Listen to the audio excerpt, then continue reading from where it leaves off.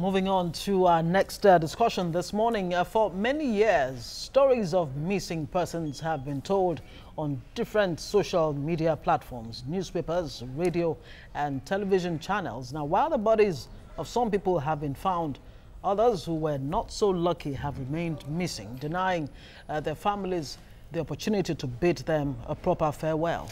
Now, the situation appears worse in recent times with the current economic situation in the country. Scary stories of killings suspected to be for ritual purposes across Nigeria are now more common, a situation many Nigerians blame on the desperation for quick riches. People now have resorted to sacrificing strangers, friends, neighbors, and even family members to achieve their inordinate desires. Yes, indeed. Now, but it is the quest for riches killing of our humanity and love for fellow man. It's mind-boggling. You know, when I was trying to work on this, the shock just is unbelievable. You can't even begin to describe it. And what is even more troubling is that it has become very common. It is. It is. So even every day children, you read the papers, it used to be very strange. I remember growing up that time, when they say a man has died in the village, for that week, you still feel the chill. Absolutely. But now death how much is a Nigerian life worth now? Well, joining us in the studio is a security expert, Oladende Ario. Good morning and thanks for joining us on the breakfast show. What do you think is fueling this rise in ritual killings across the country?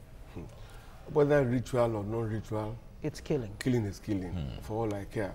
By attaching ritual to the killing, we are simply glamorizing the killing and neglecting the evil effects of killing in itself.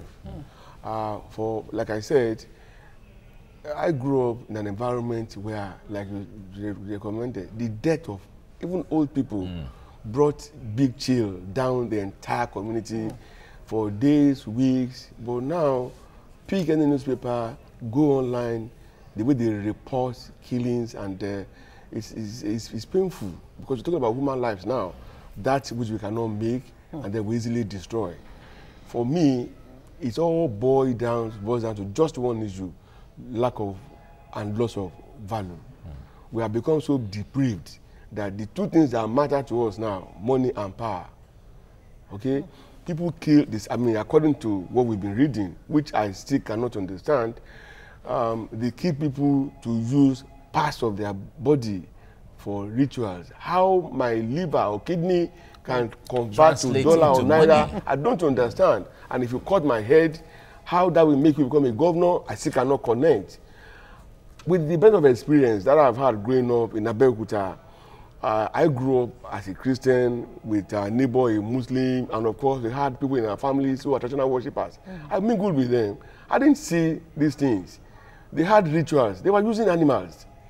I don't now know where, at what point that we transformed into now using fellow human beings, such that a husband will use the wife, a child will, I had a schoolmate that used his mother to make money, but of course it didn't translate to money. He went mad, and of course he died in the process. So I still don't understand all of these things.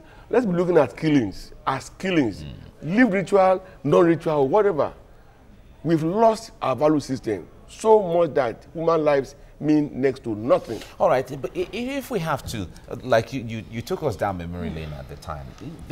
Growing up at that time, 2, 3, 4 decades ago, actually, the death of anybody, not even by the concept of he was killed, the person who falls ill, even protracted illness and dies, it sends chill in the entire community. But at what point did we really, did this value you talked about, at what point was it lost that people now have to resort to looking at another fellow man and killing the person for any purpose for that matter? You see, it was a gradual thing. It was a process.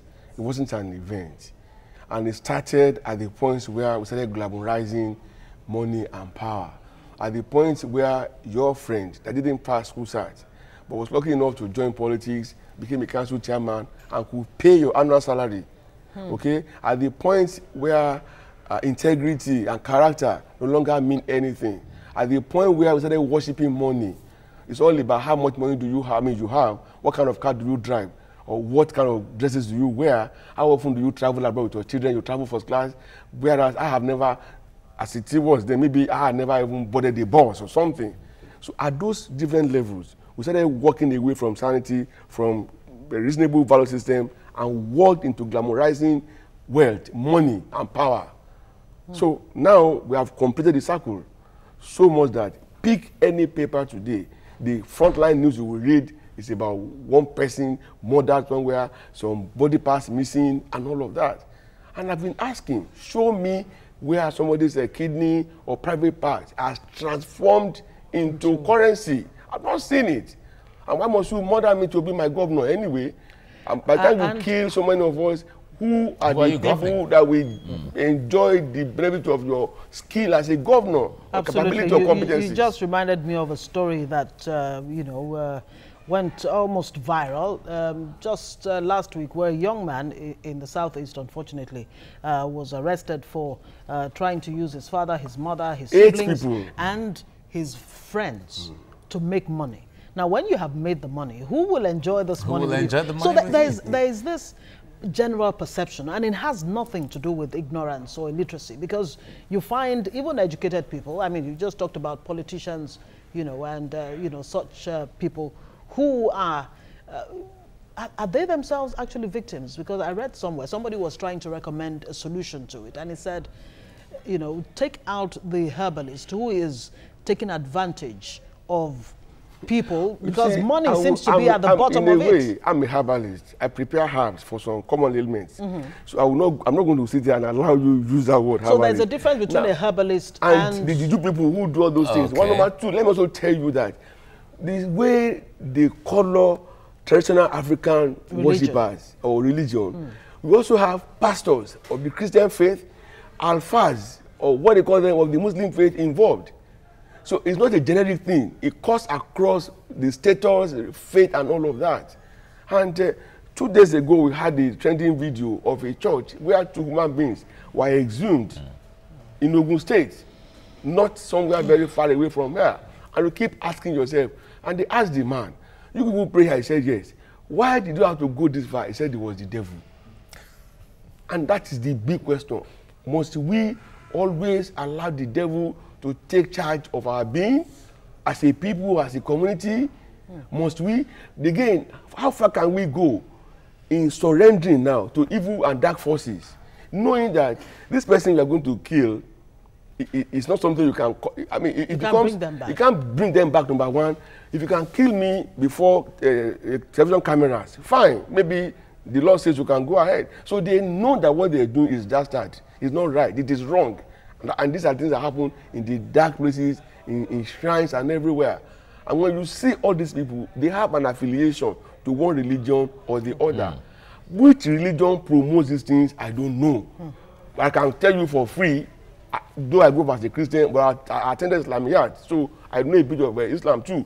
Islam, Christianity, they don't promote all of these things at all. Again, by virtue of my being a Yoruba man, a man of culture and tradition, I can also tell you that there is nowhere in our culture that we surrender to ritual killings or using human beings for sacrifice.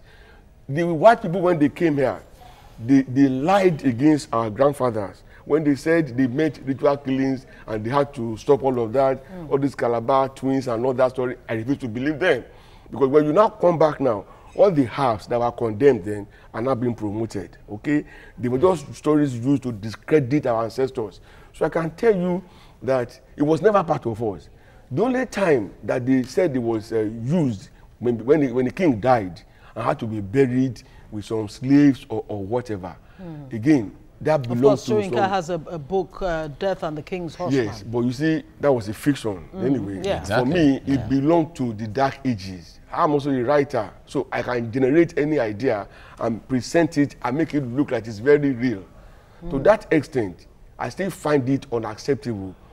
The average African or Nigerian is a man of value, of worth, but along the line, we lost it. Now, because we lost leadership, leadership became dealership. Instead of leading us, they were now dealing in us. Instead of running our economy, running the polity on the country, they were ruining. And in ruining that, they completely ruined our value system. And that's why we are today. And if nothing is done, it's going to get worse. All right. Now, anyone going out, in fact, if from infancy, children, as the case may be, anybody who's going around now, the parents begin to give them tips on how you should go in order not to fall victim of this and that. What kind of security measures should we be putting in place right now? Wow. You know, when I got a call inviting me here yesterday, I had to ask the guy a few questions. Because for all I care, it could have been an invitation to be kidnapped. Oh, yes. TVC is not a backstreet television station. No. But anybody could have used TVC because they see me on other channels and say, oh, wow, let's get this guy. It's not impossible. I had to double check to be sure that, oh, it was true. So it's that bad? And that was why when I came in today, the guy who invited me, I have not called him. I have not called him to tell him I'm already here. When I was going to be late, I didn't call him. I was like, okay, if he truly wanted me in TVC, he will call me. Now, I could do all of that because of my background. But the point is, how far can we go in turning the entire populace into security experts? Especially when you know, that's why when people say, when they call me expert, I say, look, I'm not an expert in security. I'm a practitioner. Because the amount of knowledge required in security, before you can say you are an expert, in 7 lifetimes, you cannot cover it. You cannot cover it. So it has now become a situation whereby you wake up in the morning, before praying with your family, the first thing you are talking to them is about their safety and their security. That's how bad it is. The question now is, how many people, as it is here, have that knowledge or capability to turn their family members into experts at protecting themselves? You know, because when we say security, we also look at the safety end of it. They are related, yes, but they're not the same thing. So I don't know how it will be possible for us, because what we presently have, we have a lot of agencies, the DSS, the police, especially in Lagos, we have a large assembly of different. They are doing their best, but because of the way we live here, whereby if I should tell the police now that you have criminal tendencies, they will tell you I told them. So what happens? I will not go and tell them. Something will happen, and then somebody gets killed. Some houses, some properties get compromised. And then you have a conspiracy of silence that continues to not only that, all this. If you give information to a particular agency, instead of them sharing with other related agencies, they hoard it. We keep talking about inter-agency collaboration, whereby if the police gets an information, they easily tell the army, they tell the Navy, the Air Force, that platform must be there. That way, the land mass of the country, the space, can be better covered. Now, in Ikorodu, for example, with the incidents of Badu that's been, going on, the police actually want the traditional, Obas and the rulers there to desist from assisting or helping these ritualists.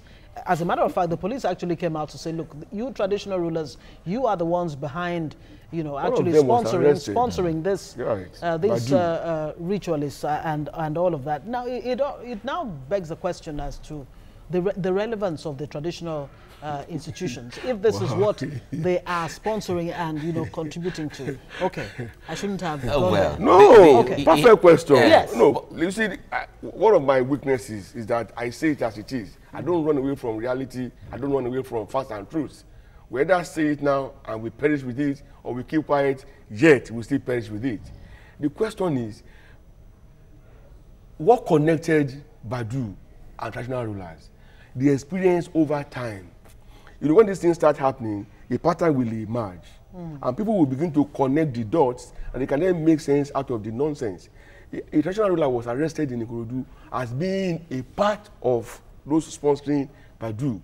The question now is, how on earth could you have ever imagined somebody in a royal position that's supposed to be the father of all, now bringing his children to be sacrificed for mundane and useless and senseless rituals? Okay? We still cannot run away from traditional institutions. Even Britain, that colonized us, they still maintain royalty and all of that. It is not about the people or the system. It's about us who run the system. The question again is, who becomes a traditional ruler? How are they selected? In the days gone by, they had their system, foolproof, that had to do with some, maybe in Yoruba land now, I would say they consult Ifa, truly and genuinely. And when Ifa says, pick Mr. A or Mr. B, they get in there, they deliver value. But not now, that when somebody will just come with money and pay up the kingmakers, without regard to where it's coming from, they make him the king. And what happens? You cannot give what you don't have. If you're a criminal, you can only perpetrate crime. It's only if you have a saintly mind, a mind of God, that you can now say, oh, I want to grow my society, I want to protect my society. Let's talk about Nigeria's movie industry, that is the third largest in the world, and what, how it is helping or not helping the situation. To create awareness. The very first movie that I recall, Living in Bondage, had to do with the rituals, a man using his wife to make money.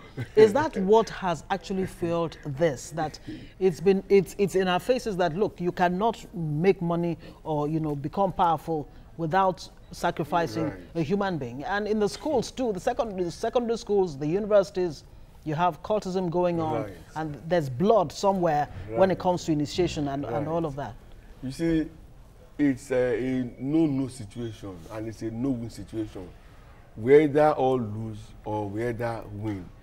I'm not going to agree that it has to run that way. The issue is this. When the value system got lost, people started branching out different strategies, methods, and ways. Imagine that guy that was going to use his father and 7 other people to make money. What I said, that, okay, maybe because he wants to become a Dangote or a bigger than Dangote person, so he needed more people. But nobody ever said that Dangote did it, became wealthy that way. Exactly. But you see, like you mentioned, a very critical end of Nigerian entertainment industry, the Nollywood. Just last week, I was with a person and I said, let's watch television. I'm a radio person. And he said, no. Before you know it will be ritual. And just sincerely, within 60 seconds, they brought in ritual into it. The question is our life all about rituals and rituals? And in any case, how many people, I still don't know. I'm still looking for them. And if you find them, let me know. Who made it through ritual? I.e., maybe you build a TV station, and for you to get advance, you have to bury human beings, okay? Instead of giving people programs that they will appeal to them, that will let them see, oh, that we can do business with this person. Yeah. Or you open a supermarket, and you have to bury people to attract patronage. Yeah. These things, they exist. I think it has to do with more of a belief system of the people. Yes. Again, whether they are true or not. When we say belief system, there is a connection between our belief system and our value system. In Christianity, they say thou shalt not steal. And I ask people, don't you guys steal? They do. Yes. So it all boils down to our value system. What I would simply recommend as a way forward is that we need a reorientation at all levels, and particularly leadership. They must understand that if things continue to go bad, a time will come when the lower down people, I call them the mere mortals, will rise against them. Okay? Come back and give back to them. Let them know this is not right. Then lead by example. Lead by example. Do the right things. Don't do something in public and then behind go and do other things. Some years back, there was a story of a member of Ogun State swearing to a note before the sitting governor then. The story went viral, pictures and everything. And I tried to even see the guy to ask him if it was true, because he denied it. So these are the things that make me to conclude. When they say it is poverty or greed, no. There is poverty, there is greed. People have always been living with poverty. And they have always been greedy people. But what happened? That now all other values have been eroded. It is because we lost concentration on appreciating what should be appreciated and developing and growing them. Remember in '96, for example, when Otokoto happened in Imo State, the state really has not recovered from that particular incident, because Imo State was actually a state that was attracting a lot of people. It was a hub, businessmen were coming back home, but it has not recovered since then. I wonder what kind of, you know, this perception. Nigeria expects foreign direct investments and all of that. How foreigners will be reading, the kind of meanings they'll be reading into this. You know, we're in a global village. Yeah. If anything happens here now, within 60 seconds, it's on the internet, and the whole world will have read it. Perhaps now we should bring back MAMSA, because we have a national orientation agency. We do. I don't see what they're doing. I can't feel them. I can't feel their impact. Remember also that much later after Otokoto, a sitting governor, was kidnapped or forcibly taken away to a shrine to go and swear to a note of allegiance to some miserable politicians. And why? Because they wanted to share the state resources instead of making the things available to grow the state, whereby people can have the platform to thrive and succeed in their endeavors. We certainly haven't forgotten the Okija experience, and all of that.